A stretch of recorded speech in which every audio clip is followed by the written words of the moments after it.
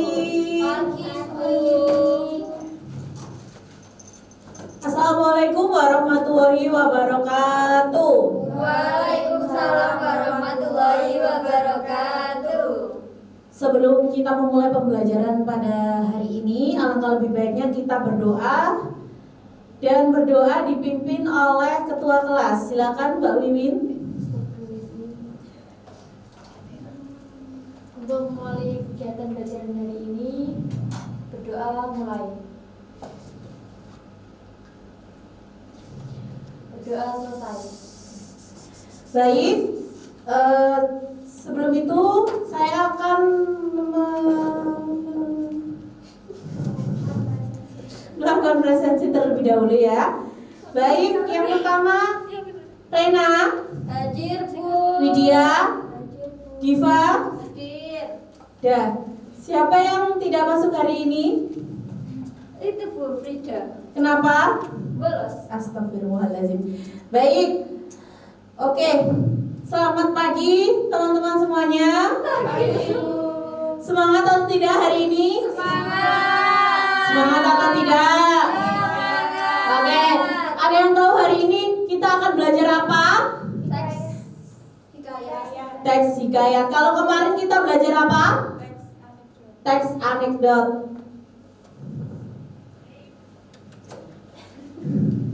Oke, ada yang tahu teks hikayat itu apa? Teks fiksi, cerita fiksi. Cerita? Fiksi. Cerita fiksi. Baik. Hikayat menelusuri jejak cerita lama penuh makna. Next. Nah, ada yang tahu hikayat si miskin? Tidak. Saya Belum ada yang baca? belum. Astagfirullah. Bacanya di mana, Bu? Bacanya banyak di internet, di Google. Gak punya kuota. Nanti kalau nyambung wifi ya, jangan lupa dibaca ya. Kalau next, nah Kalau hikayat si kaya gak ada, Bu. kalau kalian lihat dari gambar ini, apa yang bisa kalian tangkap? Si miskin dan si miskin. Si miskin dan si miskin. Bajunya robek-robek, Bu. Bajunya Robek-robek. rombeng-rombeng. Lusyuk. Bentar, ada kesalahan teknis. Lusyuk. Bu, kok kayak orang gila, Bu? Bukan, ini bukan orang gila. Sebelum itu, apa yang dimaksud dengan teks hikayat? Ada yang tahu? Cerita lama. Cerita lama yang apa? Bermakna. Cerita lama yang Bermakna. bermakna.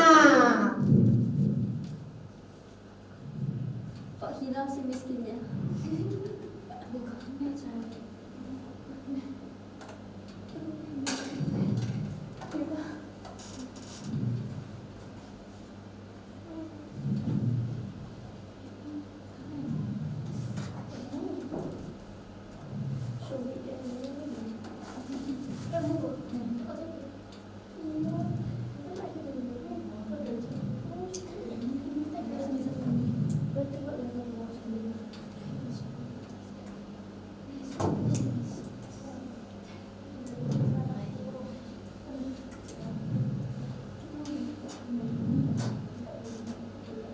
Terus ganti.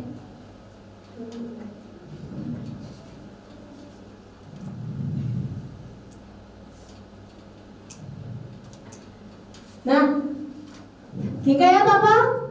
Cerita lama berbentuk prosa yang berisi kisah kehidupan tokoh-tokoh luar biasa. Kalian kan tadi sudah lihat hikayat apa tadi? Si miskin. Nah, kalau dilihat dari judulnya, kira-kira ceritanya membahas tentang apa? Ya orang miskin. Orang miskin. Lalu, Orang miskin yang jadi kaya. ya, Tapi terus bajunya kok gak ganti, Bu, kalau jadi kaya. jangan itu thumbnailnya. Cerita si miskin kan diperlihatkan si miskinnya dulu. Nah, endingnya kan belum. Terus nilai kehidupan apa yang mungkin bisa kita pelajari dari kisah seperti tadi? Walaupun dilihat dari gambarnya saja. Jangan pantang Ya, kemudian dan seseorang bisa berubah selagi kita berusaha. next.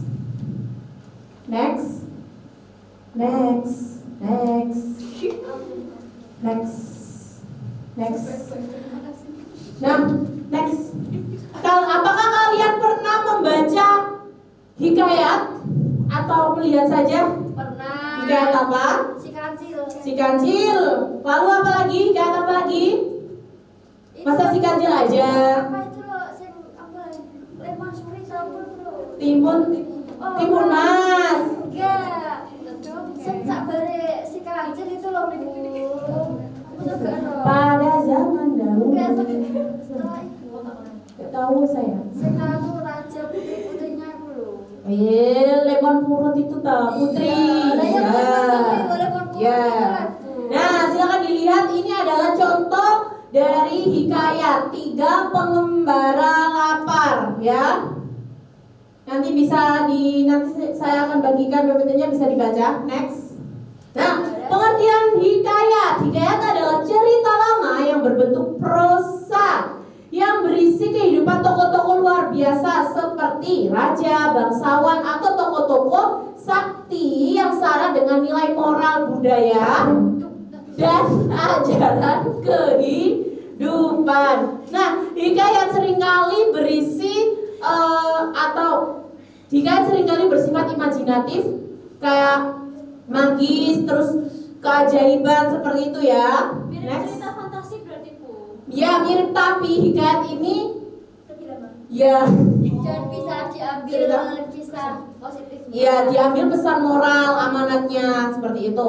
Nah, ini ada contoh-contoh hikayat yang terkenal, yaitu hikayat si miskin tadi, kemudian ada hikayat Hang Tua, Bayam Budiman, Indra Bangsawan. Ada yang sudah pernah membaca salah satu dari ini? Belum. Nanti dibaca ya. Kemudian hikayat berkembang dalam masyarakat Melayu dan menjadi bagian penting dari sastra lama Nusantara. Berarti hikayat sifatnya prosa fiksi lama. Next. Nah, tujuan mempelajari hikayat yang pertama dibaca, memahami isi dan pesan moral yang terkandung dalam teks hikayat. kemudian ada mengidentifikasi, unsur intrinsik melatih kemampuan dan menumbuhkan sikap kreatif. Next. Nah, jenis-jenis hikayat itu ada 3. Sebenarnya ada banyak, tapi ini yang terlihat di sini hanya 3. Baik. Yang pertama ada hikayat pahlawan, yaitu menceritakan keberanian dan perjuangan tokoh seperti hikayat Hang Tua. Kemudian ada hikayat romantis berisi cinta yang penuh dengan rintangan dan keajaiban seperti hikayat Indra Bangsawan. Kemudian yang terakhir ada hikayat binatang atau fabelama yang menggunakan tokoh hewan yang berperilaku seperti manusia untuk menyampaikan pesan moral, contohnya si Kancil. Next. Nah, ciri-ciri hikayat ada 4, yaitu bersifat istana sentris. Jadi biasanya tokohnya ini sering berasal dari kalangan bangsawan atau kerajaan. Kemudian mengandung unsur keajaiban atau kesaktian tokoh. Jadi biasanya tokohnya ini mempunyai keajaiban seperti bisa menghilang, bisa apa gitu. Pokoknya tuh di luar nalar. Kemudian yang ketiga anonim, pengarangnya tidak diketahui karena hikayat ini bersifat prosa fisik lama sehingga pengarangnya ini anonim, jadi belum diketahui. Kemudian mengandung nilai moral dan ajaran kehidupan. Setelah kita mempelajari hikayat, kita akan menemukan pesan moral dan amanat sehingga mengandung nilai moral dan ajaran kehidupan. Next. Unsur intrinsik hikayat. Nah, yang pertama ada tema. Tema apa? Gagasan pokok yang mendasari cerita. Oke, ada juga tokoh dan penokohan. Nah, tokoh dan penokohan ini adalah wataknya, gitu ya. Terus ada alur, rangkaian peristiwa dari awal hingga akhir cerita. Biasanya ada alur maju, mundur, maju, mundur, atau campuran. Nah, kemudian ada latar setting. Latar biasanya tempat, waktu, dan suasana.